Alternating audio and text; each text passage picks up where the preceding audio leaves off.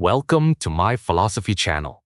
Have you ever stared at a simple banknote resting in the palm of your hand and truly wondered what it represents?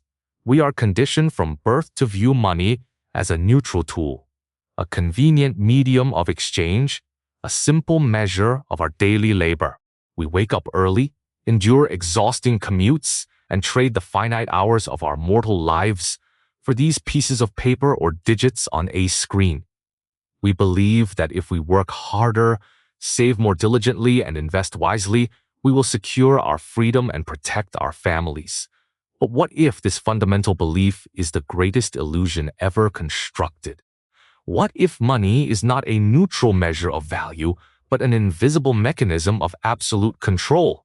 When you notice that your grocery bill has doubled, or that a house costs 10 times what it did a generation ago, you might blame corporate greed or political incompetence. But these are merely the shadows on the wall of the cave. The true architecture of power resides in the hands of those who hold the unchecked authority to conjure purchasing power out of thin air. Throughout human history, the right to issue currency has been the ultimate battleground for supremacy. It is a power far more potent than standing armies, nuclear arsenals, or democratic elections.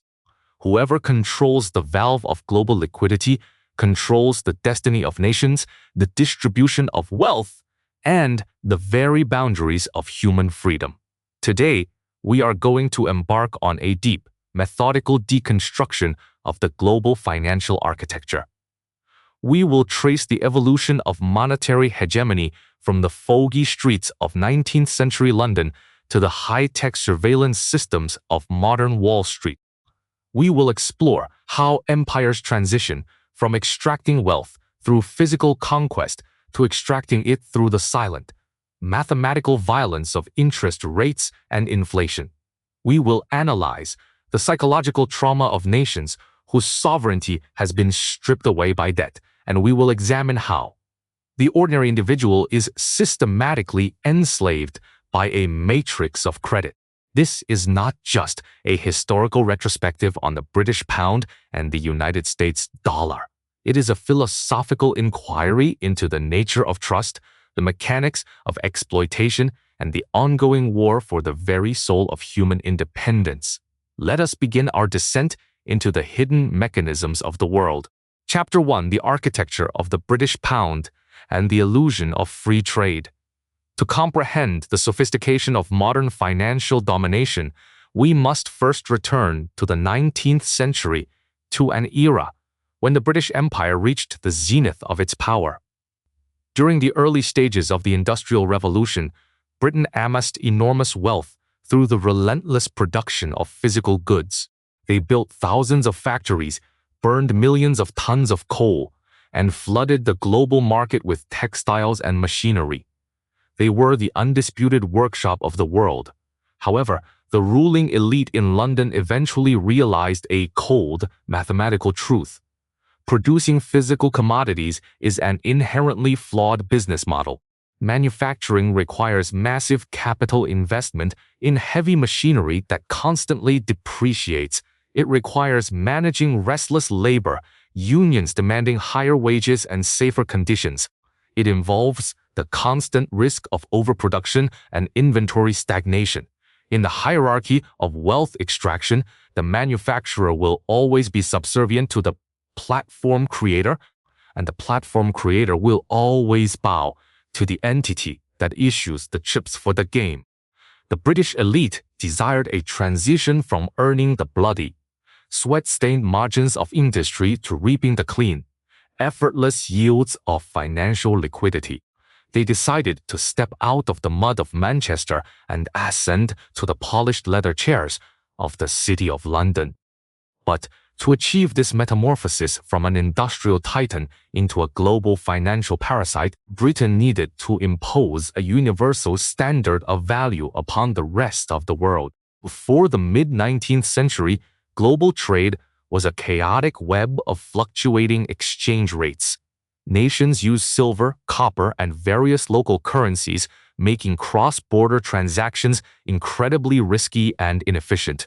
A merchant ship could sail for 3 months only to arrive and discover that the value of their cargo had been obliterated by a sudden shift in currency ratios. Britain resolved this chaos not through diplomatic negotiation, but through the brute force of economic monopoly. As the world's largest buyer of raw materials and the largest seller of manufactured goods, Britain simply dictated the terms of reality. They declared that they would only conduct trade in British pounds, and they guaranteed that every paper pound could be exchanged at the Bank of England for an exact unchanging amount of solid gold. Because every other nation desperately needed to trade with Britain to survive, they were forced to abandon their own traditional monetary systems and peg their currencies to gold as well. This was the birth of the global gold standard, and it was not a natural evolution of markets. It was a unilateral imposition of British will. By forcing the world to adopt the pound sterling as the universal unit of account, London transformed into the indispensable toll booth of international commerce. When a Brazilian coffee exporter sold beans to a German merchant, they no longer exchanged silver or local currency. The transaction was settled in London using a pound sterling bill of exchange. The gold seldom moved from the vaults. Only the ink on the ledgers shifted from one column to another. And for every single digit that crossed those ledgers, the bankers in London extracted a fraction of a percent in discount fees and commissions. But the true horror of this system lay in its capacity for macroeconomic manipulation.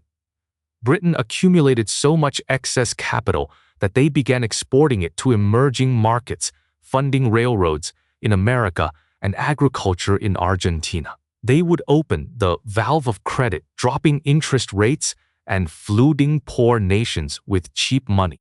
This influx of capital would create massive economic booms.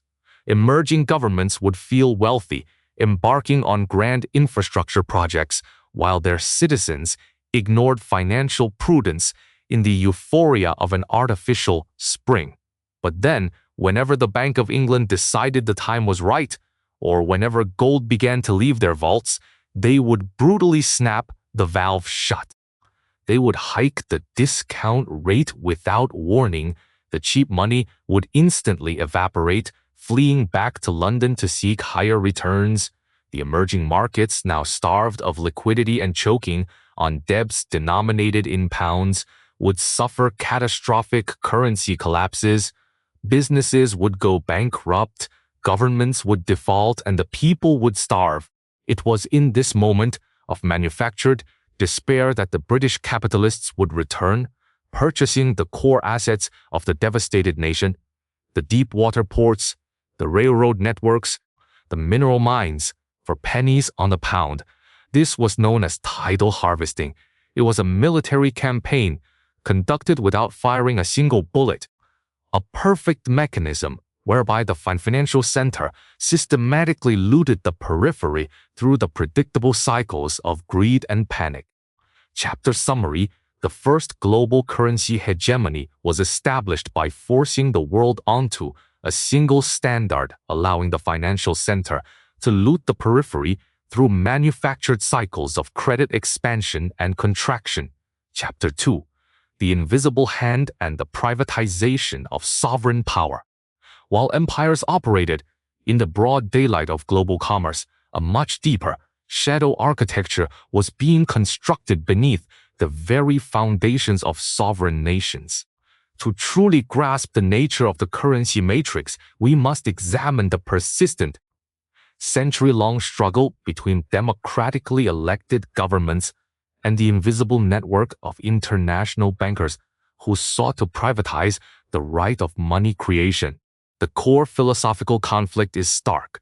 Should the power to create a nation's money supply reside with the representatives of the people, operating for the public good without interest, or should it be surrendered to private financial institutions who create money out of debt and rent it back to the nation for a perpetual fee? This is not a mere technical debate. It is the defining struggle for human liberty. The archetype of this financial conquest was demonstrated by the Rothschild family in the early 19th century. They understood that information asymmetry and the manipulation of public psychology yielded profits far greater than any industrial enterprise. During the Battle of Waterloo in 1815, while the fate of the European continent hung in the balance, Nathan Rothschild utilized an unrivaled intelligence network to learn of Napoleon's defeat, a full 24 hours before the British government. Instead of buying British government bonds, he stood on the floor of the London Stock Exchange and began selling aggressively. The herd of investors, observing the actions of the most connected man in finance, panicked. They assumed the selling meant Wellington had been crushed by Napoleon. The market collapsed in a frenzy of fear, and bond prices plunged to 5% of their face value. At that exact moment of maximum despair, Rothschild secretly ordered his agents to buy everything. When the official news of victory finally arrived, prices exploded upward, delivering to one family a fortune that exceeded the combined wealth produced by decades of warfare. This event proved that in the financial realm, exploiting emotional panic was the ultimate weapon. As this European banking model looked across the Atlantic to the fledgling United States, a brutal war for the soul of America began. The founding fathers of the American Republic, having fought a bloody revolution against British taxation, were deeply suspicious of private central banking. They understood that issuing currency was a sovereign right. Yet, the pressure from international capital was relentless. We see this in the bitter fight of President Andrew Jackson against the Second Bank of the United States in the 1830s. Jackson denounced the bankers as a den of vipers, recognizing that their control over credit allowed them to corrupt politicians and destroy the livelihoods of honest farmers through arbitrary contractions of the money supply. He vetoed their charter and pulled government funds from their vaults, surviving an assassination attempt in the process. He left office boasting that he had killed the bank and paid off the entire national debt. Later, during the horrors of the American Civil War, President Abraham Lincoln faced extortionate interest rates from European bankers ranging from 24 to 36% to fund the Union Army. Refusing to enslave future generations to debt, Lincoln issued greenbacks, currency printed directly by the government, backed not by gold, controlled by bankers, but by the sovereign credit of the United States itself. It was a monumental success that threatened to destroy the entire debt-based banking paradigm. If a nation could print its own money safely, why would it ever borrow from private bankers and pay eternal interest? Following Lincoln's assassination, the bankers moved swiftly to eliminate the greenbacks and force America back onto the rigid gold standard that they controlled. The culmination of this invisible war occurred in 1910 on a highly guarded private resort off the coast of Georgia called Jekyll Island. There, under the cover of night and assuming fake names, a small group of elite Wall Street financiers and politicians drafted the blueprint for what would become the Federal Reserve System. They designed a private banking cartel camouflaged as a government agency. The term federal was a deception to pacify the public, while the term reserve implied an illusion of safety, passed during a rushed holiday session of Congress. In 1913, the Federal Reserve Act formally handed the monopoly of money creation to a consortium of private banks. The government stripped itself of its most vital power.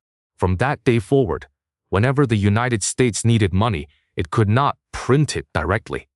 It had to issue a treasury bond, an IU, and give it to the Federal Reserve, which would then print paper notes to buy the bond.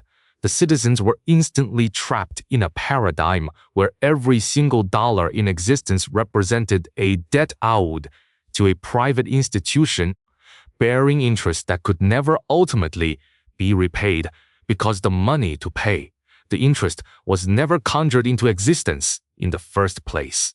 Chapter summary: the ultimate consolidation of elite power occurs when the sovereign right to issue currency is secretly transferred from the state to private financial institutions, enslaving the population to perpetual debt. Chapter 3: the alchemy of war and the mechanics of manufactured crisis. Once the mechanism of private money creation was fully secured, the global financial elite possessed a weapon of unparalleled destruction. To truly comprehend how deeply this power can alter human destiny, we must look at the two most profitable endeavors in the debt-based matrix: industrialized warfare and orchestrated financial collapse. War is the ultimate engine for capital accumulation because war creates insatiable demand financed by unlimited government debt. When the First World War erupted in 1914, it was not merely a tragedy of trench warfare and poison gas. It was the greatest financial harvest in human history. The newly minted Federal Reserve opened the floodgates of credit, funneling billions of dollars into loans for the Allied powers. The logic of the banker is unemotional and absolute. The longer the war continues, the more munitions are consumed, the more the respective governments must borrow, and the higher the interest payments will soar. European nations were bled dry, morphing from proud empires into desperate debtors. The ordinary citizens of Britain and France saw their agricultural yields and factory wages confiscated through crushing taxation just to service the interest on the loans used to buy weapons to slaughter their neighbors. Meanwhile, the bankers financed both sides of the conflict through neutral intermediaries, ensuring that whoever claimed military victory, the financial institutions would remain the undisputed conquerors. The aftermath of this global carnage set the stage for an even more insidious operation. Throughout the 1920s, the Federal Reserve engineered a period of artificial prosperity. They lowered interest rates and expanded the money supply tremendously. The common citizen, feeling a false sense of wealth, began borrowing heavily to speculate in the stock market and the real estate sector. The media, largely owned by the same interests, promoted a euphoric narrative that the good times would last forever. A working-class factory hand would leverage his entire life savings to buy shares on margin, blinded by the intoxicating illusion of easy wealth. But this roaring decade was nothing more than the inflationary phase of a massive shearing operation.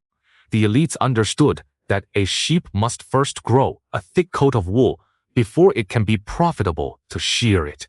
By 1929, the bubble had reached its maximum tensile strength. Quietly, the insider bankers began exiting the market, converting their speculative holdings back into cash and gold. Then, the Federal Reserve abruptly constricted the money supply. They raised rates and demanded the immediate repayment of brokerage loans. The result was the catastrophic Wall Street crash of 1929. The illusion shattered instantly. Panic gripped the masses as millions tried to liquidate their assets simultaneously, driving prices down into an endless abyss. Thousands of independent regional banks bankrupted overnight, wiping out the checking accounts of ordinary families. The devastation was total. Farmers lost their ancestral lands to foreclosure, workers were thrown into breadlines, and families were reduced to begging in the streets. But while the middle class was systematically liquidated, the apex predators remained untouched. Holding massive cash reserves, the elite consolidations moved in, purchasing premium real estate, oil refineries, and heavy manufacturing plants for pennies on the dollar. The Great Depression was not a natural market correction or an unforeseeable tragedy of capitalism. It was a deliberate, mathematically precise confiscation of wealth. It was the cold act of vacuuming real, tangible assets from the bleeding hands of the masses and transferring them into the unseen vaults of the financial oligarchy. Chapter summary: financial crises are rarely accidents. They are engineered operations of rapid liquidity expansion, followed by brutal contraction, designed to confiscate tangible wealth from the middle class. Chapter 4: the Bretton Woods illusion and the birth of the dollar empire. As the ashes of the Second World War smoldered across the ruined landscapes of Europe and Asia, the global order stood at year zero. Britain was bankrupt, its imperial grip shattered by debt and devastation. France was decimated, and Germany and Japan were reduced to rubble. Standing above this wreckage was the United States of America, functioning not only as the arsenal of democracy, but as the undisputed creditor of the planet. The United States held over half of the global industrial capacity and possessed a staggering 75% of the world's known gold reserves. The moment had arrived to construct a new financial architecture, one that would solidify the dollar's reign for the next century. In July 1944, representatives from 44 nations gathered in a quiet mountain resort in New Hampshire called Bretton Woods. Ostensibly, the conference was convened to ensure post-war economic stability and prevent the competitive devaluations that had exacerbated the Great Depression. In reality, it was a masterclass in the institutionalization of hegemony. The British representative, the brilliant economist John Maynard Keynes, proposed a neutral, supranational currency called the Bancor, designed to prevent any single nation from achieving complete financial dominance. The American representative, Harry Dexter White, backed by the absolute leverage of American gold and military might, brutally rejected the concept. The terms dictated were simple and non-negotiable. The United States dollar would become the exclusive anchor of global trade. Every other sovereign currency would peg its value to the dollar, and the dollar alone would maintain a fixed convertibility to gold at $35 per ounce. The rest of the world capitulated because they had no alternative. They desperately needed American dollars to purchase American machinery, food, and building materials to reconstruct their destroyed nations. Thus began the era of the almighty dollar. For the first time in human history, a single sovereign currency served as the unquestioned reserve and settlement medium for the entire planet. The American government promoted this as a generous system of global stability, backed by the infallible honesty of gold. But trust in any monopoly is inherently dangerous, and absolute monetary power corrupts absolutely. The illusion of Bretton Woods rested entirely on the solemn promise that the United States would never print more dollars than it held in gold to back them. As decades passed, the temptation proved impossible to resist. The United States engaged in massive social spending programs at home while simultaneously funding enormous, unwinnable military conflicts abroad, most notably the Vietnam War. To finance these twin pillars of deficit spending, the Federal Reserve silently ran the printing presses, flooding the globe with paper dollars that far exceeded the physical gold resting in deep vaults. The world began to realize that they were trading real goods, their automobiles, their oil, their electronic components, for increasingly diluted pieces of paper. By the late 1960s, France, recognizing the deception, sent warships to New York to repatriate their gold, tossing piles of paper dollars back into American hands. The run on the bank had begun. Faced with the imminent depletion of its entire gold reserve, President Richard Nixon appeared on national television in August 1971 and committed the ultimate act of financial betrayal. He unilaterally suspended the convertibility of the dollar into gold. The link was severed forever. The entire planet was instantly forced off the gold standard and trapped in a paradigm of floating fiat currencies backed by absolutely nothing but the force and decree of the governments that issued them. Chapter Summary: The post-war architecture consolidated global financial power under one nation's currency, creating a system bound by trust that was inevitably betrayed by the addiction to deficit spending. Chapter 5: The Petrodollar Paradigm and the Weaponization of the Global Valve. When a currency loses its tangible anchoring, how does it prevent complete collapse? Why didn't the American dollar implode into hyperinflation once the world realized the gold was gone? The answer reveals the most ruthless and brilliant geopolitical maneuver of the 20th century. Stripped of precious metals, the masters of the dollar realized they needed a new, indispensable commodity to compel global demand for their paper. In 1973, amidst the chaos of an oil crisis and soaring energy prices, American diplomats, led by Henry Kissinger, traveled to Saudi Arabia with a secret and powerful proposition. They offered the Saudi royal family an ironclad guarantee of American military protection, a promise to defend them from external enemies and internal coups, and a guarantee to provide advanced weapon systems. In exchange, the Saudis had to agree to one immutable condition: they must price all of their petroleum exports exclusively in United States dollars. They must refuse Japanese yen, refuse German marks, and refuse British pounds. Furthermore, the enormous dollar surpluses generated by oil sales must be recycled directly back into Wall Street and used to purchase United States Treasury bonds. Because Saudi Arabia was the de facto leader of OPEC, the entire oil-producing world swiftly fell into line. This agreement gave birth to the petrodollar system, and it functionally altered the trajectory of human civilization. Oil is the lifeblood of industrial society. Without it, factories halt, transportation ceases, and nations starve.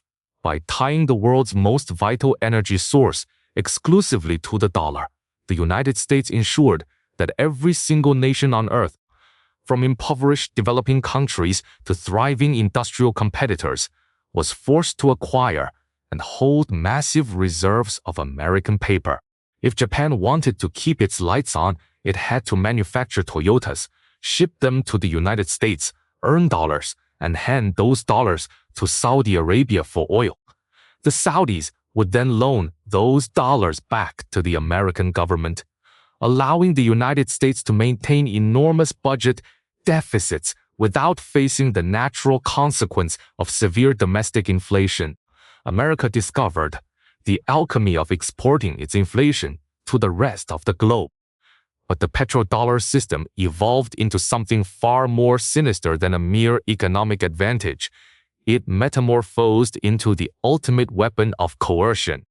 Because almost every international transaction occurred in dollars, almost every transaction had to clear through an American correspondent bank or the SWIFT financial messaging system. SWIFT, ostensibly a neutral information network located in Belgium, effectively became the central nervous system of global finance under the absolute influence of American policy. The control over this network allowed the hegemon to wield financial power as a weapon of mass destruction. If a sovereign nation dared to defy American foreign policy, they did not need to be bombed into submission. The hegemon simply pressed a button and expelled the offending nation from the SWIFT system. Suddenly, that nation was completely exiled from global trade.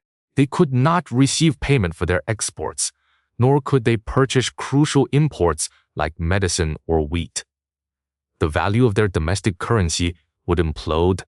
Hyperinflation would instantly destroy the savings of their citizens, and society would spiral into chaos. This form of warfare requires no troop deployments and causes no American casualties. It is the perfectly sterile, mathematical execution of a state's economy. History demonstrates the brutal efficacy of this threat. Leaders who attempted to sell oil in alternate currencies, such as Saddam Hussein requesting euros for Iraqi crude in the year 2000, or Muammar Gaddafi planning a Pan-African gold dinar in 2011, were violently removed from power and their nations reduced to violent anarchy. The dollar was no longer just a medium of exchange. It had become the invisible shock collar worn by every nation on Earth. Chapter summary: by forcing global energy transactions into a single fiat currency and controlling the clearing mechanisms, a nation achieves the ability to extract infinite wealth and weaponize access to human survival. Chapter 6: the crisis of trust and the great unraveling. Nothing built on pure coercion can endure the endless grinding wheel of time. Every empire eventually becomes intoxicated by its own invincibility, overextending its reach until the foundation cracks under the weight of its own hubris. We are currently living through the tectonic shifts of a great unraveling. The fundamental flaw in utilizing a global currency as an aggressive geopolitical weapon is that it inevitably destroys the very trust required for that currency to function. Trust is a fragile illusion. When the illusion cracks, it shatters entirely. The true inflection point of our modern era occurred when Western powers took the unprecedented step of freezing and confiscating hundreds of billions of dollars in sovereign reserves belonging to the Russian central bank. This action was intended to swiftly cripple a rival economy, but the unintended consequence was the immediate awakening of the entire global South.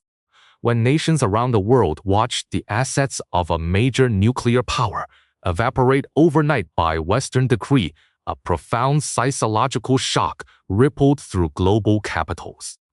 Every finance minister and central bank governor simultaneously realized a horrifying truth. The treasury bonds sitting in their vaults were not actually safe assets.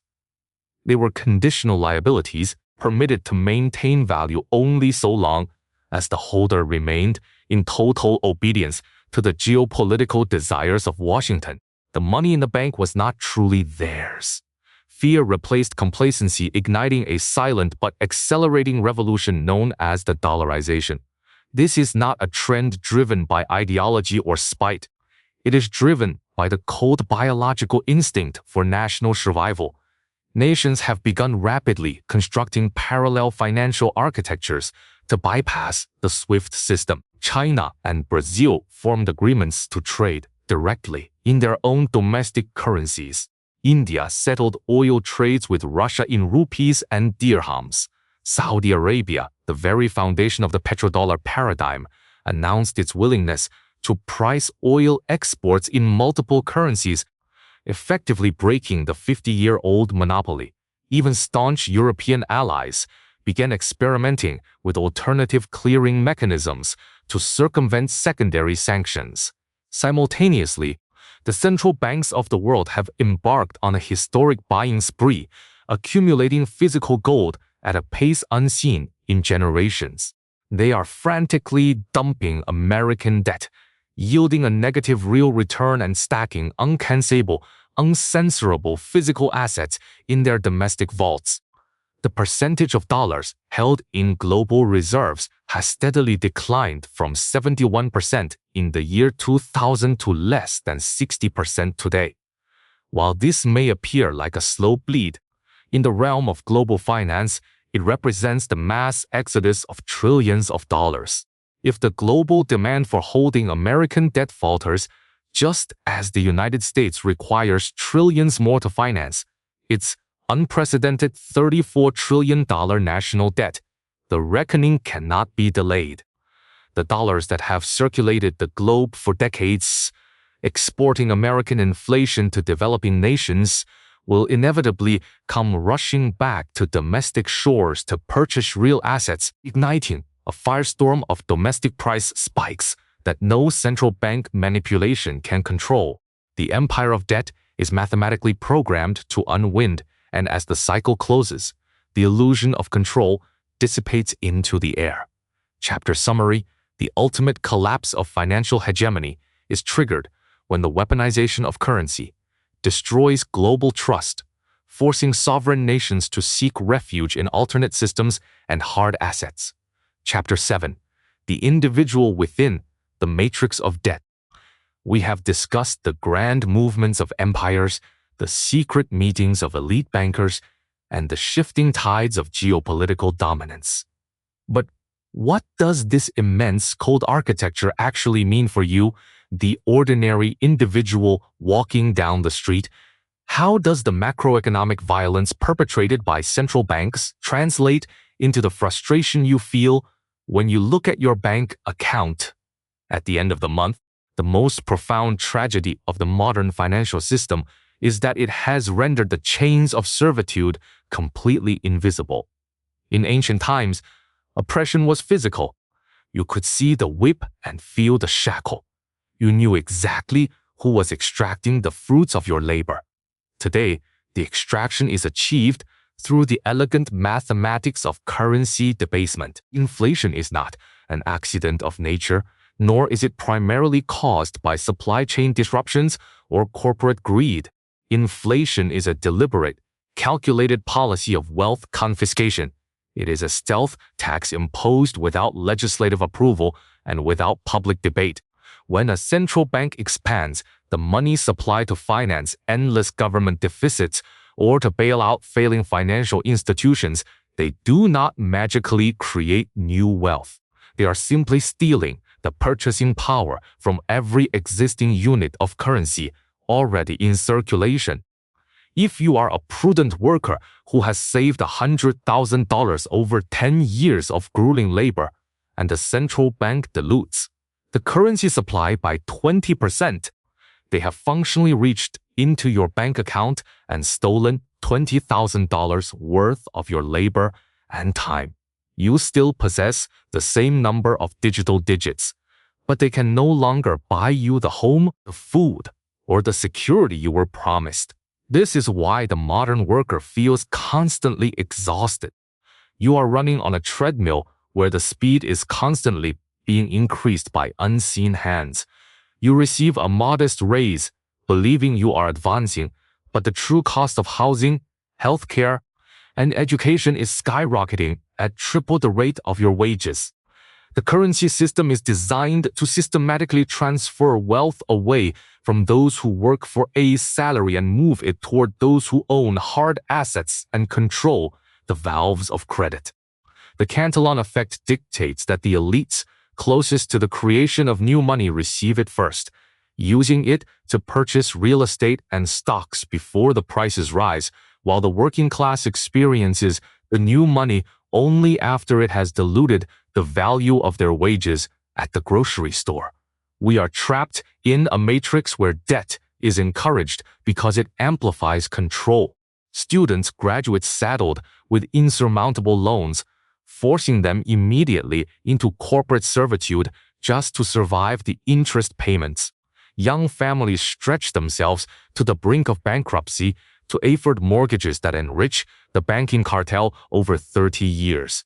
The anxiety, the depression, and the chronic stress that permeate modern society are not epidemics of mental weakness. They are the natural psychological consequences of living under a financial system designed to perpetually extract your energy. You are not failing because you are lazy. You are struggling because you are participating in a game where the rules are mathematically rigged against your survival. Chapter summary: the greatest deception of modernity is the normalization of inflation and debt, invisible mechanisms that tirelessly extract the time, labor, and liberty of the working class to enrich the elite. Return to the core question: what exactly is money? It is not a measure of value. It is the ultimate instrument of power, a mechanism by which a microscopic elite shapes the course of history and dictates the parameters of human existence. The illusion continues only because the masses remain ignorant of the machinery operating behind the curtain. When you blindly accept a fiat currency whose supply is controlled by men operating without democratic accountability, you consent to the perpetual diminution of your own freedom. The tides of history are shifting once again. The American hegemony that defined the post-war era is fracturing, and the consequences of unrestrained debt are arriving at our doorstep. But a macroeconomic collapse does not automatically guarantee a fairer society. It merely reorganizes the hierarchy of power. The question is whether the common individual will remain a passive spectator, helplessly buffeted by the waves of inflation and crisis, or whether we will finally educate ourselves on the true nature of money and seek assets that cannot be confiscated by the caprice of a printing press. True sovereignty begins with a profound refusal to be lied to. If you want to understand where society is heading, you must ignore the political theater and follow the silent flow of liquidity. If this deep dive into the philosophy and mechanics of the global financial system brought you clarity, please like this video and subscribe to our channel so we can continue to expose the invisible forces shaping our world. I will leave you with this final question to contemplate and discuss below. In a future where governments can program and monitor every transaction through digital currencies, will money finally become the ultimate prison for human freedom, or will a decentralized alternative arise to break the matrix of control forever?